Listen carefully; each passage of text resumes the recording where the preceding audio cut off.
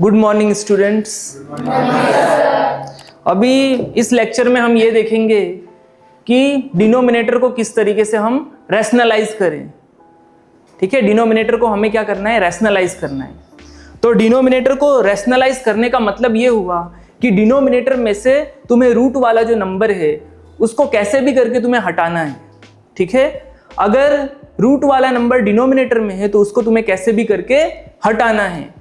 Numerator में root वाला number हो या ना हो उससे यहाँ पे कोई फर्क नहीं पड़ता। ठीक है, लेकिन डिनोमिनेटर में अगर रूट वाला नंबर है तो उसको हमें कैसे भी करके यहाँ से हटाना है। अब डिनोमिनेटर में से रूट वाले नंबर को हटाने के दो तरीके हैं। सबसे पहले ये देख लेना कि जो डिनोमिनेटर में जो रूट वाला नंबर है वो किसी दूसरे नंबर के साथ प्लस या माइनस में तो नहीं है, ये देख लेना।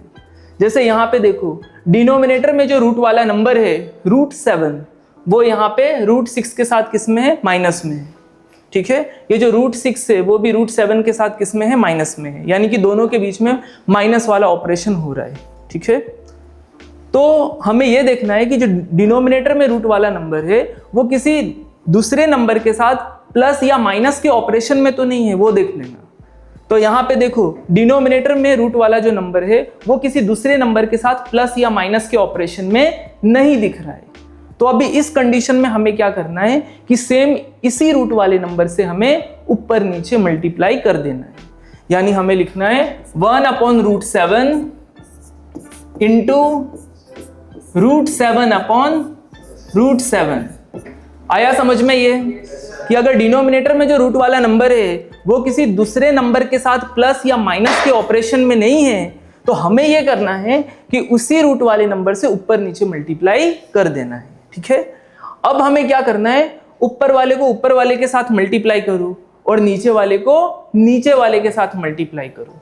ऊपर नीचे कट मत कर देना, क्योंकि ऊपर नीचे कट करोगे तो जो क्वेश्चन है उसी फॉर्म में फिर से पहुंच जाओगे। आया समझ में?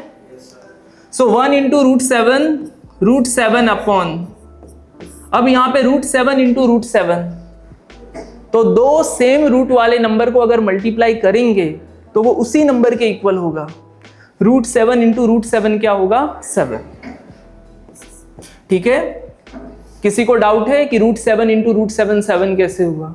तो ध्यान देना, देखो √7 इंटू √7 होगा √7 7 जा कितना होगा, 49, और 49 का रूट क्या होता है, 7, इसलिए यहाँ पे 7 आ गया।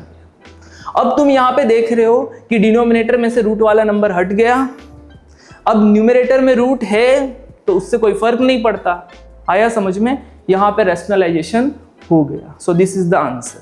आया समझ में ये? अब सेकंड पे आते हैं। इसमें लिखा है 1/√7 माइनस √6।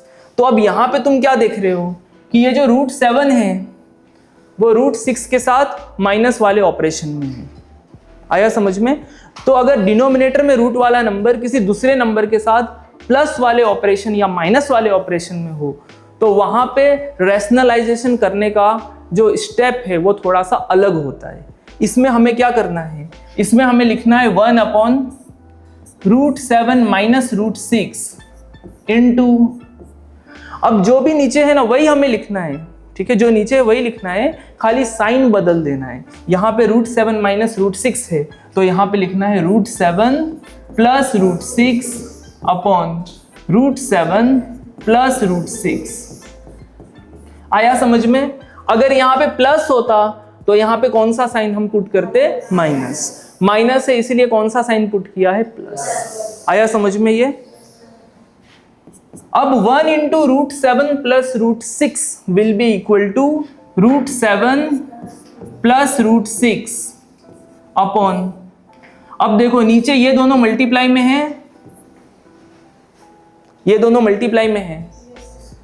तो अभी यहां पे तुम देखो कि ये दोनों ब्रैकेट जो मल्टीप्लाई में है उसमें दोनों टर्म सेम है, बस बीच में साइन का फर्क है।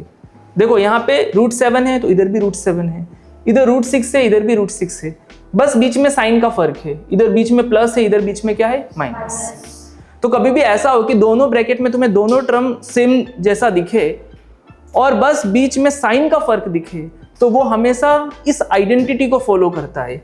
यह आइडेंटिटी है a + b into a minus b.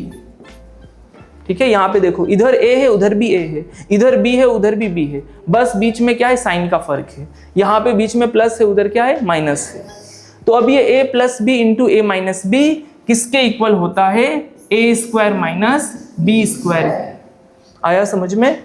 तो ये दोनों ब्रैकेट जो मल्टीप्लाई में है वो a plus b into a minus b को फॉलो कर रहा है।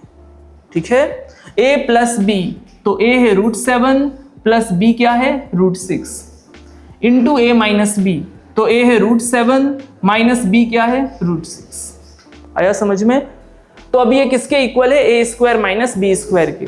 तो यहाँ पे भी हमें ए स्क्वायर माइनस बी स्क्वायर वाला फॉर्म लेके आना है।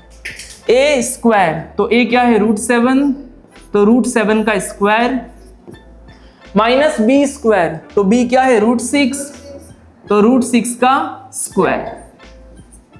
तो √7 प्लस √6 अपॉन √7 का स्क्वायर।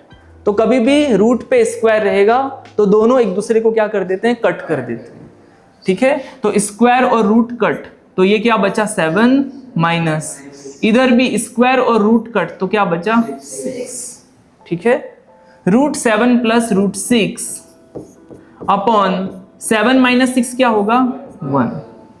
तो ये होगा √7 प्लस √6, √7 प्लस √6। तो अब तुम देख रहे हो कि डिनोमिनेटर से रूट वाला नंबर हट गया। ठीक है, यानी कि ये रैशनलाइजेशन हो गया। ठीक है, तो रैशनलाइज कैसे करते हैं वो मालूम पड़ा।